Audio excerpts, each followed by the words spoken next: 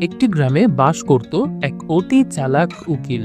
সে তার বুদ্ধির জোরে পুরো গ্রামবাসীকে নাজেহাল করে রাখত। তাই কেউ তার সঙ্গে কোনো কিছু ক্রয় বিক্রয় করতে ভয় পেত। সেই উকিলের জমিতে ছিল একটা কুয়া। একজন শিক্ষক সেই উকিলের কাছ থেকে জমি সমেত কুয়াটা কিনে নেয়। শিক্ষকের উদ্দেশ্য ছিল যেন এই কুয়া থেকে গ্রামের সবাই উপকৃত হতে পারে। কিন্তু ঠিক তার পরদিন উকিল এসে শিক্ষককে বলল, দলিলে লেখা আছে আমি আপনার কাছে কুয়া বিক্রি করেছি, কিন্তু কুয়ার পানির ব্যাপারে কিছু বলা হয়নি। কাজেই কুয়াটা আপনার হলেও এই কুয়ার পানি কিন্তু এখনো আমার, এবং আপনি যদি কুয়ার পানি ব্যবহার করতে চান তাহলে আমাকে এর জন্য আলাদা মূল্য দিতে হবে। উকিলের এই প্যাচ দেখে শিক্ষক খুবই দুশ্চিন্তায় পড়ে গেলেন। কিন্তু তখনই তার মাথায় একটা বুদ্ধি এলো।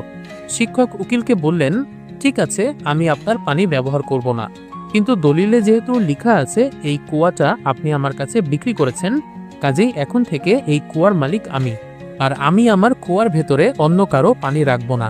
আপনি যদি আজ রাতের ভেতরে কুয়া থেকে আপনার সমস্ত পানি তুলে নিতে না পারেন, তাহলে আগামীকাল থেকে আমার কুয়ার ভেতরে আপনার পানি রাখার জন্য আমাকে ভাড়া দিতে হবে।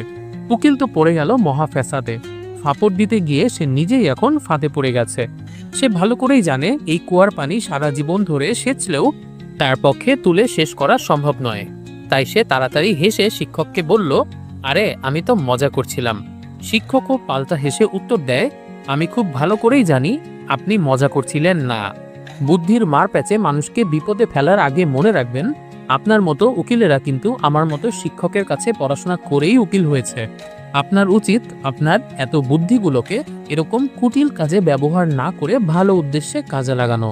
তো প্রিয় দর্শক, যারা তাদের বুদ্ধিগুলোকে সবসময় চেষ্টা করে মানুষের ক্ষতি করার জন্য ব্যবহার করতে, তাদেরকে মনে রাখতে হবে একদিন তাদের এই কুটবুদ্ধি তাদের জন্য বিপদের কারণ হয়ে দাঁড়াবে।